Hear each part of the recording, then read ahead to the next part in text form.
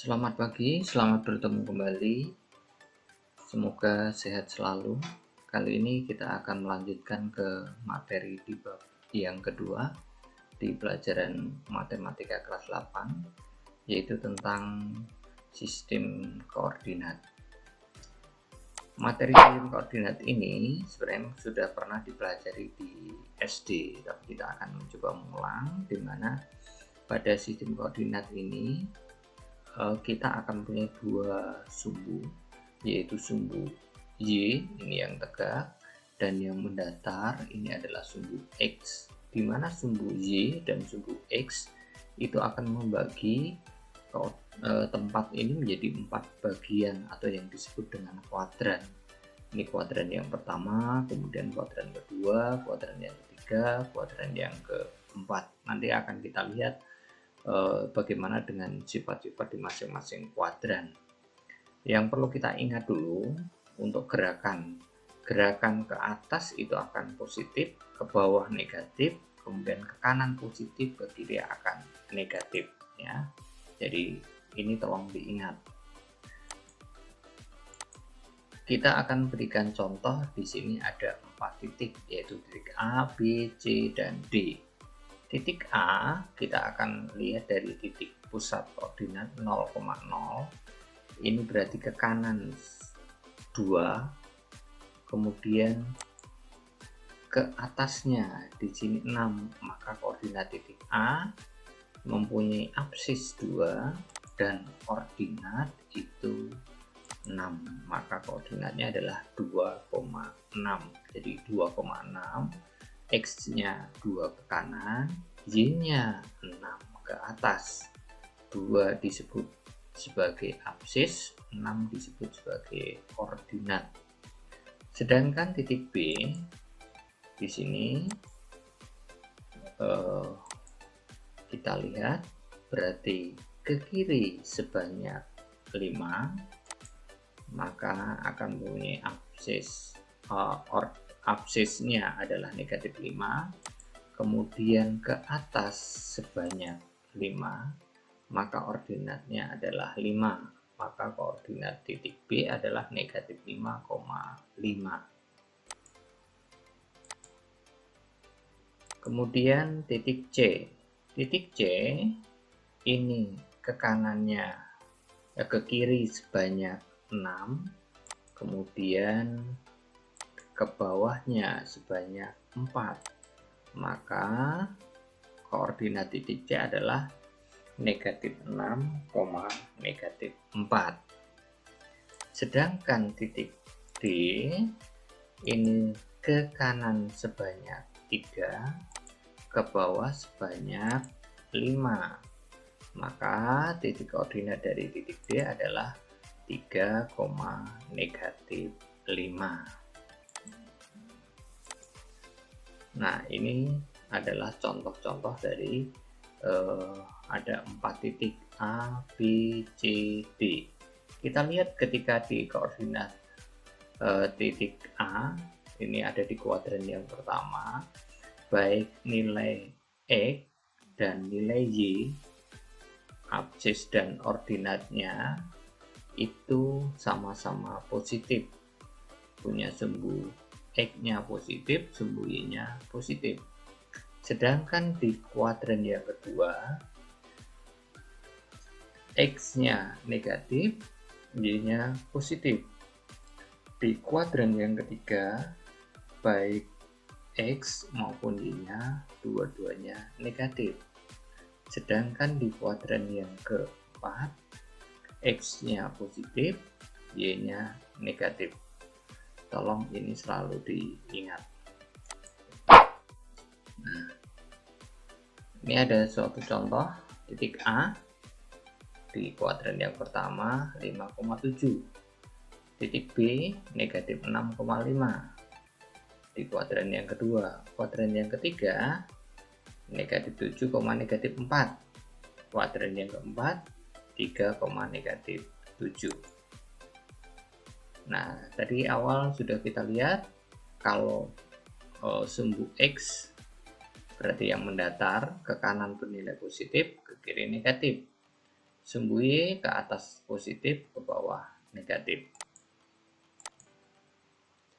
Jadi kalau di kuadran pertama, baik X maupun Y, absis maupun ordinat itu positif. Sedangkan di kuadran yang kedua, untuk X-nya bernilai negatif, sedangkan untuk Y-nya bernilai positif. Kuadran yang ketiga, baik untuk X maupun juga Y, dua-duanya akan bernilai negatif. Kuadran yang keempat, untuk X-nya bernilai positif, sedangkan Y-nya akan bernilai negatif. Ya, ini beberapa contoh di masing-masing kuadran. Kuadran 1, kuadran 2, kuadran 3, dan kuadran yang keempat. Nah, ini kesimpulannya untuk kuadran 1, 2, 3, dan 4. Sehingga kalau ada suatu titik koordinat, dari ciri-ciri ini kita bisa mengetahui titik tadi berada di kuadran yang ke berapa.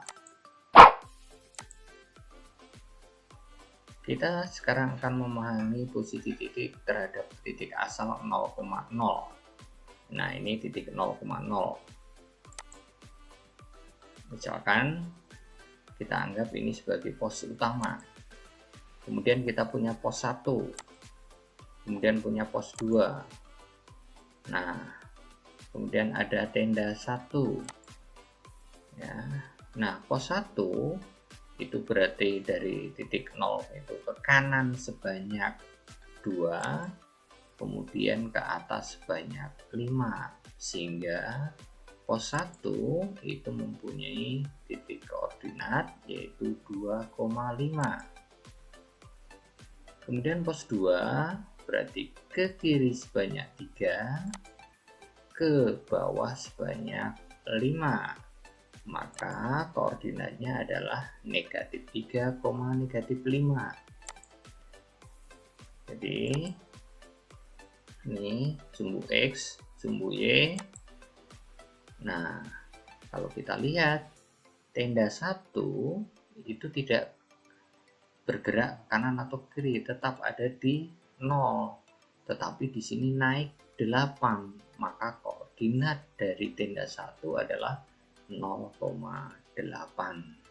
Saya kira ini jelas ya. Kemudian kalau posisi titik terhadap titik tertentu, misalkan A, B. Nah, sebagai pos utama di sini itu ada pada titik koordinat negatif 4,4.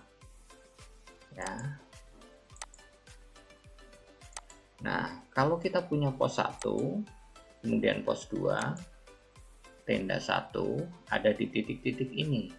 Kita akan melihat kalau letak pos 1 ini tidak terhadap 0,0 tetapi terhadap pos utama.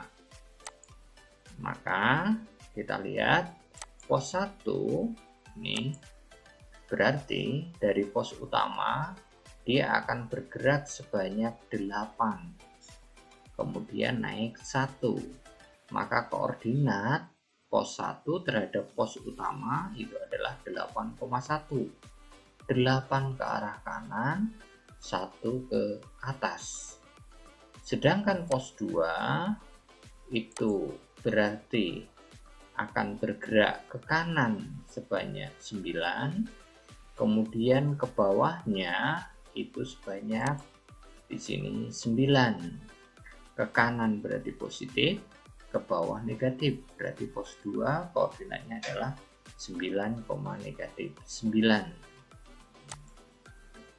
Kemudian tenda 1 itu berarti akan bergerak ke kanan sebanyak 12. Kemudian ke bawahnya dari titik ini sebanyak 4. Maka koordinatnya adalah 12, negatif 4. Berikutnya kita akan lihat garis yang sejajar dengan sumbu X dan tegak lurus dengan sumbu Y. Ingat, sumbu Y adalah garis yang tegak, sumbu X itu yang mendatar. Kita lihat beberapa titik di sini. Kalau titik-titik itu kita hubungkan, ini menjadi garis pertama L1, kemudian ada L2, kemudian ada L3, dan terakhir adalah L4. Nah, kita lihat untuk L1. L1 ini melewati atau memotong sumbu Y di titik 5. Berarti dia berapapun X-nya, Y-nya selalu 5. Maka garis L1 itu tegak lurus dengan Y, tetapi sejajar dengan sumbu X. Nanti ketika persamaan garis, kita akan tahu bahwa persamaan garis ini adalah Y sama dengan 5. Kemudian L2 di sini juga sejajar dengan sumbu X, tegak lurus dengan sumbu Y. Kemudian L3 demikian juga. Kemudian L4 juga sama. Ini yang sejajar dengan sumbu X itu akan tegak lurus dengan sumbu Y, dan persamaan garisnya adalah Y sama dengan, kalau memotong di 5 berarti Y sama dengan 5, kalau di 2 berarti Y sama dengan 2, kalau di negatif 4 Y sama dengan negatif 4, di negatif 7 ya Y sama dengan negatif 7. Sekarang garis yang sejajar dengan sumbu Y dan tegak lurus dengan sumbu X. Di sini ada beberapa garis. Nah, ada M1, M2, M3, dan M4. Yang mana M1, M2, M3, dan M4 itu sejajar dengan sumbu Y dan tegak lurus dengan sumbu X. Sehingga kalau kita lihat di sini persamaannya nanti M1 ini adalah X sama dengan negatif 6 karena memotong sumbu X di titik negatif 6. M2 nya ini di titik negatif 3, maka Y sama dengan X sama dengan negatif 3. Kemudian yang ketiga ini di titik 1, maka persamaannya adalah X sama dengan 1, tegak lurus dengan sumbu X. Kemudian yang berikutnya di sini X sama dengan 6. Jadi kalau sejajar dengan sumbu X, persamaannya adalah Y sama dengan, tapi kalau sejajar dengan sumbu Y, persamaannya adalah X sama dengan. Nah, yang dilewati titik berapa? Tinggal kita sebutkan. Kemudian garis-garis yang memotong sumbu X dan sumbu Y. Kita ambil contoh, di sini ada garis N1. Kemudian ada garis N2.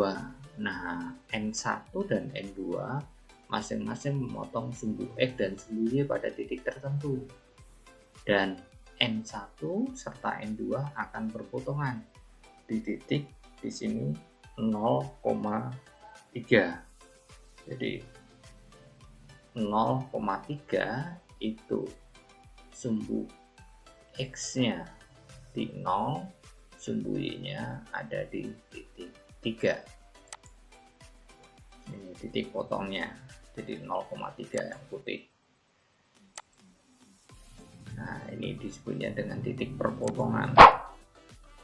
Nah, sebagai contoh di sini ada beberapa titik ya. Titik apa saja yang ada di koordinat 3,5, negatif 5, negatif 5, kemudian 3, negatif 3. Nah, di sini ada pilihannya.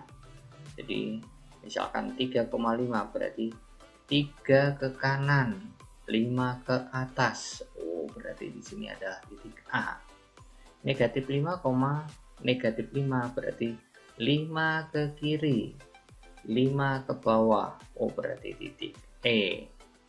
Kemudian 3, negatif 3, karena 3-nya positif berarti 3 ke kanan, Negatif 3 berarti 3 ke bawah.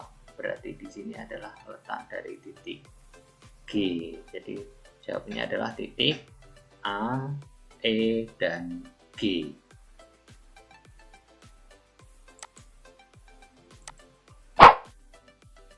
Nah, di sini ada beberapa titik, ada titik A, titik B, titik C, dan seterusnya. Nah, nanti silahkan dijawab ini. Amati gambar di atas, tentukan koordinat titik A, B, C, D terhadap titik G sebagai pusatnya. Jadi pusatnya bukan 0,0, tetapi pusatnya adalah titik G. Ya, pusatnya terhadap titik G. Nah, di sini ada 4 titik A, B, C, D. Sebutkan koordinat titik A, B, C, dan D dengan titik acuan dari 0,0. Jadi dari sini kalau ingin ke A berarti ke kanan dulu, ke atas berapa kanannya itu adalah X, ke atasnya adalah punya Y. Nah, B juga sama, berarti ke kiri, kemudian baru ke atas, berarti negatif, positif. C berarti ke kiri, negatif, ke bawah, negatif. D berarti ke kanan, positif, ke bawah, negatif. Koordinat dari A berarti dia ke kanannya adalah 3, ke atasnya 5, maka koordinat titik A ini adalah 3,5. Sedangkan B-nya ke kiri 8, ke atas 5, berarti negatif 8,5. Sedangkan C-nya ke kiri 8, ke bawah 3, berarti negatif 8, negatif 3. D-nya ke kanan 3, ke bawah 3, berarti 3, negatif 3. Kemudian masih ada beberapa titik di sini A, B, C, D. Garis yang sejajar dengan sumbu X. Nah, kita lihat sejajar ini sumbu X, maka garis yang sejajar dengan sumbu X adalah di sini ada garis CD, di mana garis CD ini adalah Y sama dengan negatif 3. Kemudian ada garis AB. AB ini memotong di sumbu Y di angka 5. Berarti AB ini adalah Y sama dengan 5. Jadi garis yang sejajar dengan sumbu X adalah AB dan CD. Yang sejajar dengan sumbu Y adalah BC dan AD, di mana AD ini memotong di sumbu X di angka 3, maka X sama dengan 3. Sedangkan BC memotong di angka negatif 8, maka persamaannya adalah X sama dengan negatif 8. Ini untuk sumbu X dan sumbu Y-nya ya. Nah, itu tadi beberapa contoh untuk soal-soal dari koordinat, sistem koordinat. Nah, untuk lebih jelasnya silahkan nanti kerjakan tugas-tugas yang disertakan di sini. Kemudian tugasnya kerjakan di buku. Kemudian setelah dikerjakan difoto, kemudian silahkan diupload di Google Classroom. Silahkan kerjakan, nanti kami tunggu. Terima kasih.